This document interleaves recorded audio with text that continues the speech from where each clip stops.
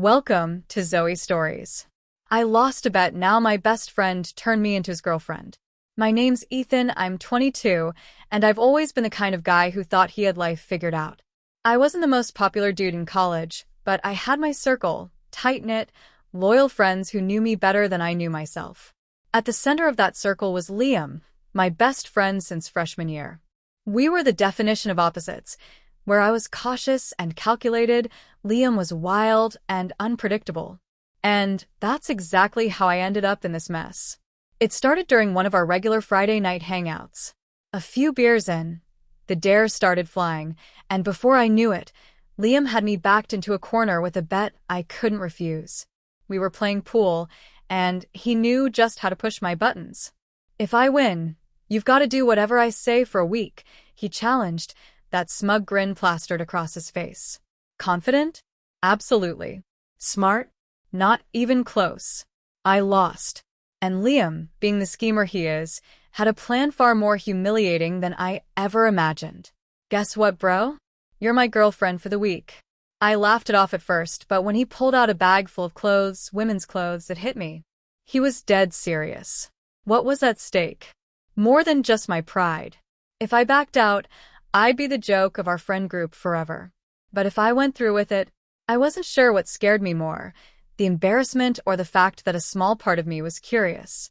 "You've got to be kidding me," I muttered, staring at the pile of clothes Liam dumped on my bed. A lacy red dress, a blonde wig, even a pair of high heels that suspiciously looked like they'd fit me perfectly. He wasn't kidding. "Come on, Ethan. A bet's a bet." Liam grinned, tossing me a padded bra like it was no big deal. "You'll make a cute girlfriend." I felt my face flush. Cute girlfriend? This was beyond humiliating. The idea of squeezing into that dress, putting on makeup, and parading around like some kind of joke made my stomach twist. But the worst part? The guys knew. They were already blowing up my phone with laughing emojis and "can't wait to meet Ethan's girlfriend" texts. Part of me wanted to throw the dress back in Liam's face and tell him where he could shove a stupid bet. But I couldn't. Backing out wasn't an option. I'd never hear the end of it, and knowing Liam, he'd have pictures of me mid-freakout to haunt me forever. But what if I leaned into it? Just for the week. Get it over with. Maybe even turn the tables on Liam. Own it.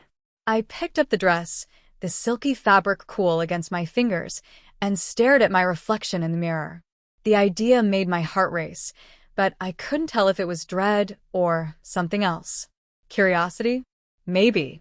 It's just a week, I told myself. I can survive a week. But deep down, I wondered, what if this wasn't just about a bet?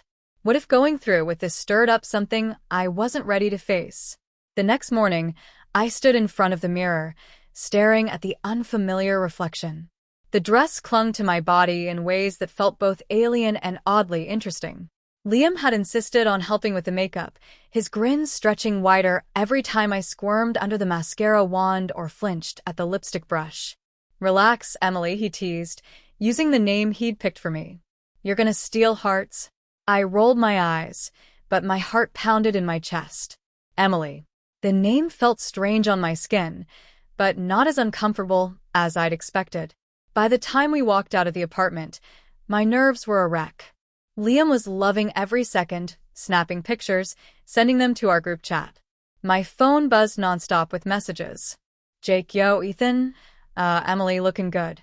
Face with tears of joy. "Ryan, bro. You sure you're not enjoying this a little too much?" Their words stung, but there was a part of me, buried deep, that wondered, were they right? I tried to brush it off as we headed to the local diner, but my anxiety spiked when we stepped inside. Every glance felt like it burned into my skin. Were they staring because they knew? Because I looked ridiculous? My hands shook as I fumbled with the menu, avoiding eye contact with the waitress who gave me a polite, if curious, smile. "You're overthinking it," Liam whispered across the table, his eyes dancing with mischief. "Relax. No one knows." But I wasn't sure if that was true.